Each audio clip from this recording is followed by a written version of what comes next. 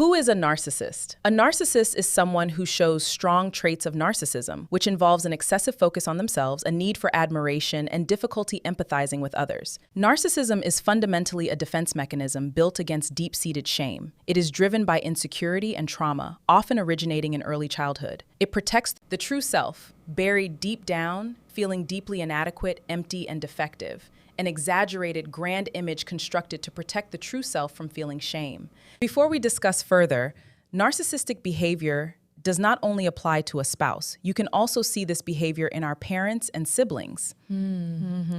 What is the real reason why narcissists are incapable of genuine empathy and deep love? Narcissists view the world through a lens of dominance and self-preservation.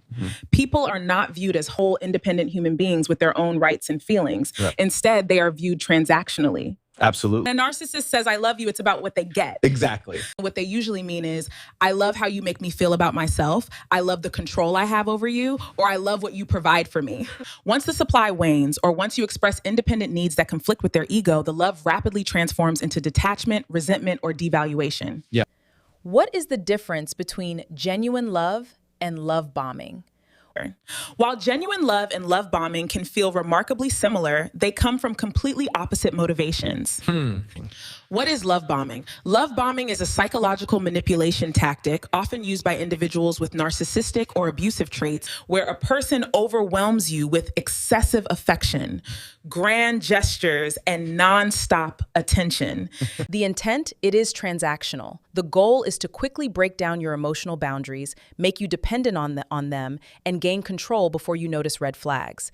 What is genuine love? Genuine love is a slow-building mutual emotional connection rooted in respect, safety, and deep appreciation for who you actually are. The intent, it is relational. The goal is to build a healthy partnership where both people feel supported and free to be themselves. The outcome, affection remains consistent. For a narcissist, relationships are rarely about emotional intimacy or human connection.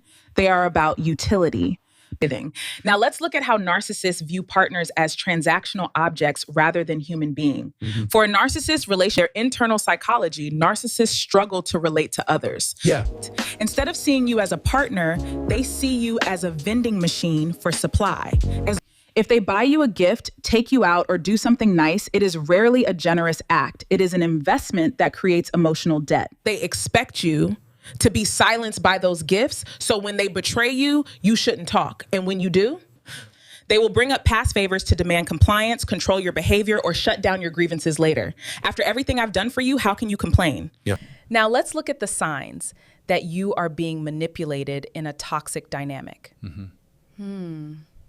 Recognizing emotional manipulation in a toxic dynamic can be difficult because manipulative tactics are designed to make you doubt your own perception of reality.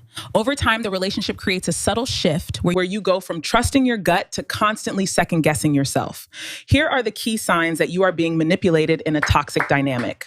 What is gaslighting? Gaslighting is when they deny events or conversations ever happened, making you question your own feelings or sanity. They will say that never happened, or you're just being overly sensitive. What is playing the victim and guilt tripping? Playing the victim and guilt tripping. Whenever you bring up a legitimate boundary or issue, they flip the narrative to make themselves the victim, leaving you feeling guilty and apologizing. What is moving the goalpost? Moving the goalposts. The standards for pleasing them constantly change. No matter how much effort you put in, it is never quite enough. What is isolation? Isolation. Subtly encouraging you to distance yourself from friends, family, or personal support systems so you become entirely dependent on them for validation. What is silent treatment? Shutting down communication entirely as a punishment. Now let's look at how to break free, heal, and rebuild your emotional boundaries. Breaking free from a toxic or manipulative relationship is rarely a single event. It is a process of reclaiming your autonomy, unlearning survival mechanisms, and rebuilding trust in yourself. Here is a step-by-step roadmap to guide you through breaking free, healing, and building unshakable emotional boundaries. The most effective way to break a toxic bond is to cut off the source of manipulation entirely. Yes, that is key. Absolutely. No contact. Block phone numbers, email addresses, and social media accounts. Avoid places they frequent. Okay. Method. Cut off all emotional energy. Keep every interaction strictly factual, like a dull rock. That makes a lot of sense. Prepare for the extinction burst. When a manipulator realizes they're losing control, they intensify efforts to pull you back. Recognize this as a temporary attempt to regain supply, and do not break contact. They send dramatic declarations of love, fake emergencies, subtle threats, or regain supply. Even anger tells them the door's still open. Build your reality anchor. Manipulative dynamics leave you second-guessing. Write down a detailed list of events. When nostalgia tricks you into missing them, read this list to ground yourself in reality. Expect and allow the withdrawal. Toxic relationships produce intense dopamine spikes. Breaking free causes withdrawal, anxiety, grief, and physical fatigue. Understand that feeling pain or longing does not mean leaving was a mistake. It simply means your nervous system is recalibrating. Closure. You may struggle to reconcile the person who charmed you at first versus the person who hurt you. Accept that the initial idealization was the mask, and their behavior during conflict was the unvarnished reality. Regulate your nervous system. Trauma lodges in the body. Priority number 1 during early healing is bringing your body back to a state of safety.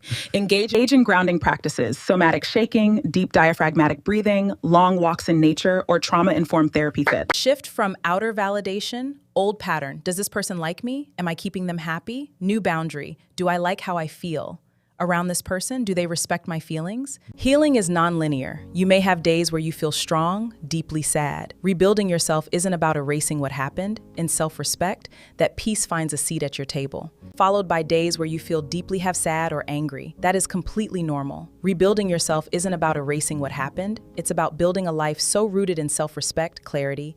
To see videos like this, subscribe, like, share, and comment.